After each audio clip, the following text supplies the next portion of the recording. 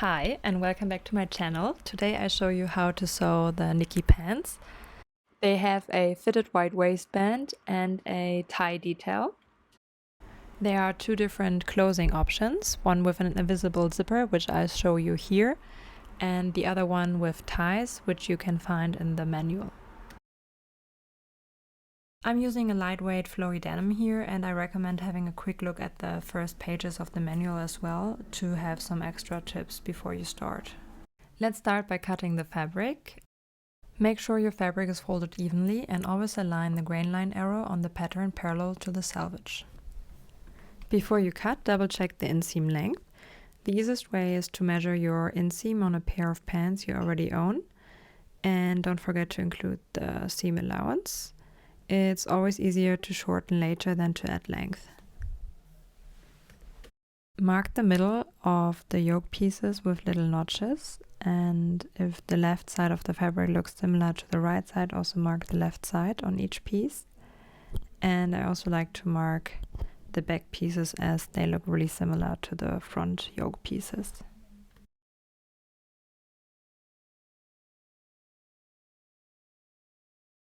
Here are all the pattern pieces. We each have two front yoke pieces, two back yoke pieces, and two main front pieces and back pieces, and the two ties.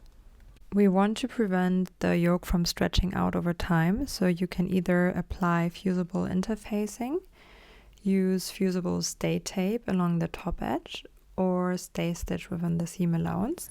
Here you can already see the difference it makes. You only need to do it for one piece each.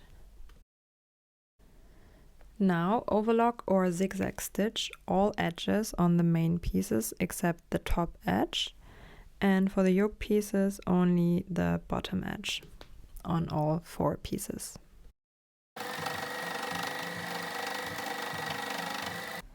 Now we're going to close the crotch seams, so right sides together, align the back pieces and the front pieces, and sew them together with a 1 centimeter seam allowance.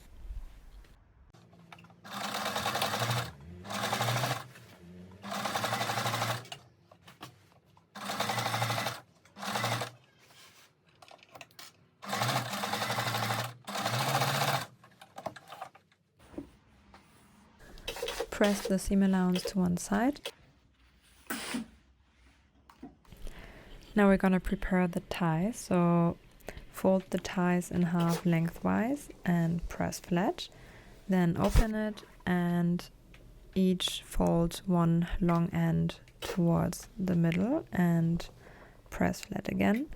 And then you can fold it all together and give it another good press. On one side each, fold in the end by 1 centimeter as well and press so we have a clean finish.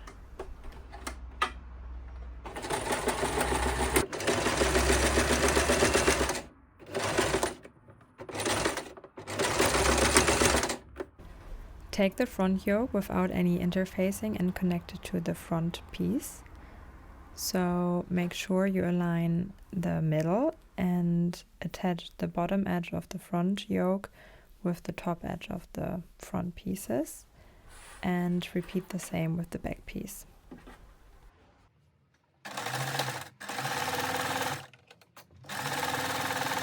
Now on the back piece on the right side, mark 3 centimeters from the top and place the unfinished ends of the ties. Secure with a few stitches and then place the front piece on top, right sides together, and align the whole side seam.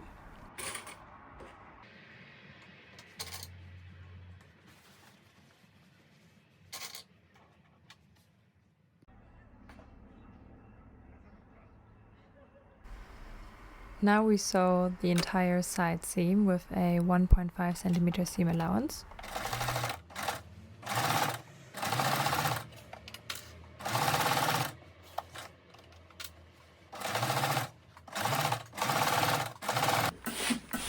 Press the seam allowance open.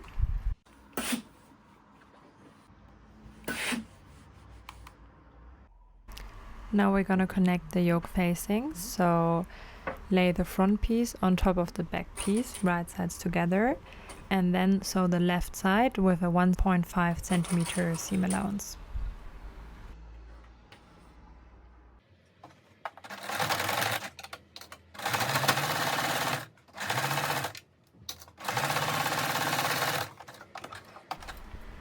Press open the seam allowance, and now we're gonna connect the facing with the main piece. So right sides together, align everything and make sure that the middle connects and the side seam especially connects, and yeah, pin everything in place and then sew with a 1 centimeter seam allowance.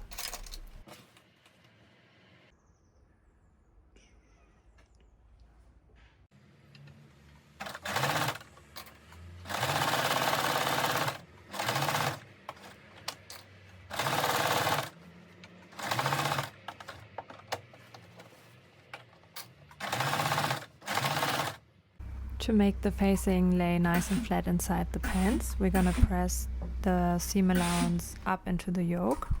I like to do it from both sides.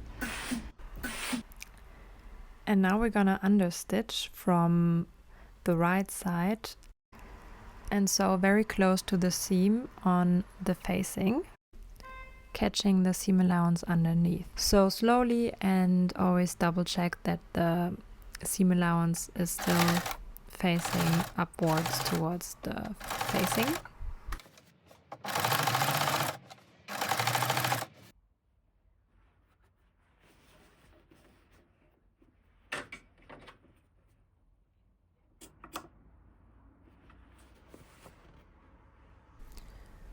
Carefully cut off the seam allowance and press everything nice and flat.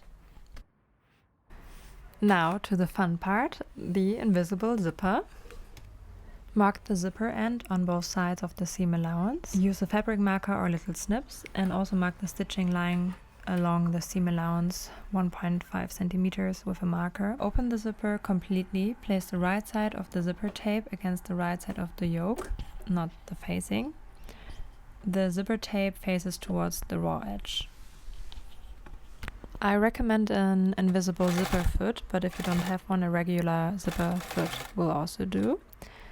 And so very close to the teeth, and I always like to go quite slow so I don't accidentally break my needle. Control your seam, and if needed, make any adjustment to sew closer to the zipper teeth, for example. And then open the zipper again and place the second tape right sides together with the other seam edge. Pin or clip in place, aligning the notch and the waistband seam. Carefully close the zipper to check that everything lines up, especially that the yoke seams meet in the same height. And make sure you keep the same distance to the top edge. You can also baste the zipper tape in place before sewing. Then sew this side in the same way as the other side, starting at the top edge and stitching down to the stop point.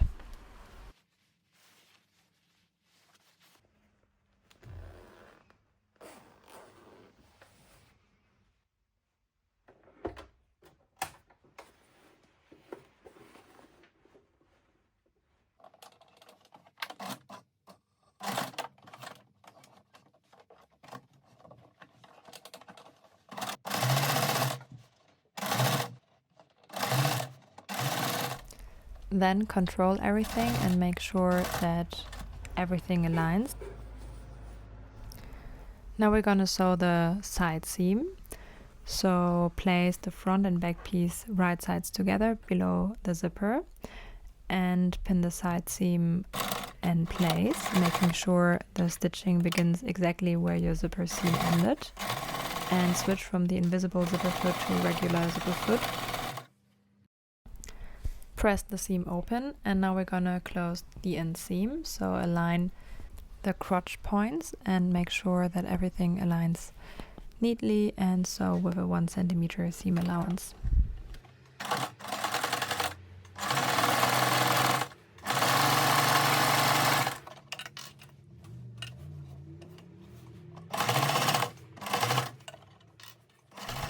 Press the seam allowance to one side. Now we attach the facing to the zipper, so open the zipper completely and fold the facing down to the outside so it lies right sides together with the yoke. Then fold the loose beginning of the zipper towards the edge and pin the facing to the zipper tape. The edges of the facing and yoke should line up neatly. Using a regular zipper foot, sew close about ½ centimeter along the zipper tape from the top edge down to just before the bottom of the facing.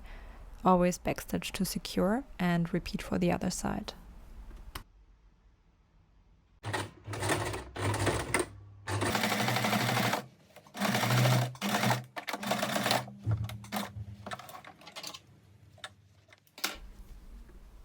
Carefully turn the facing back to the inside and push out the top corners gently so they lie flat.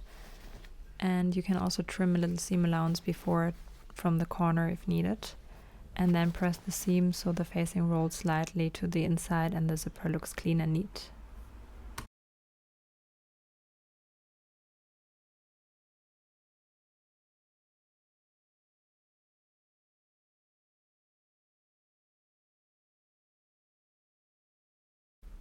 Now to secure the facing, we pin the facing inside the pants to hold it in place. Then turn the pants right side out, and you can now one by one pin the needles from the outside so it's easier to remove them while sewing.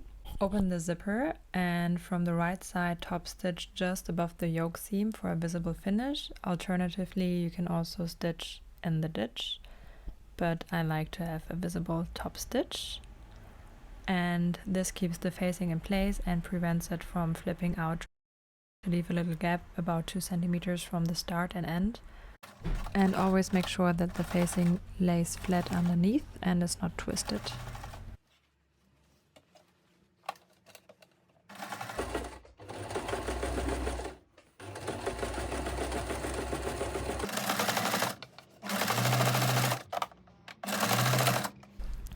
Remove all the needles, and now we're gonna secure the zipper end.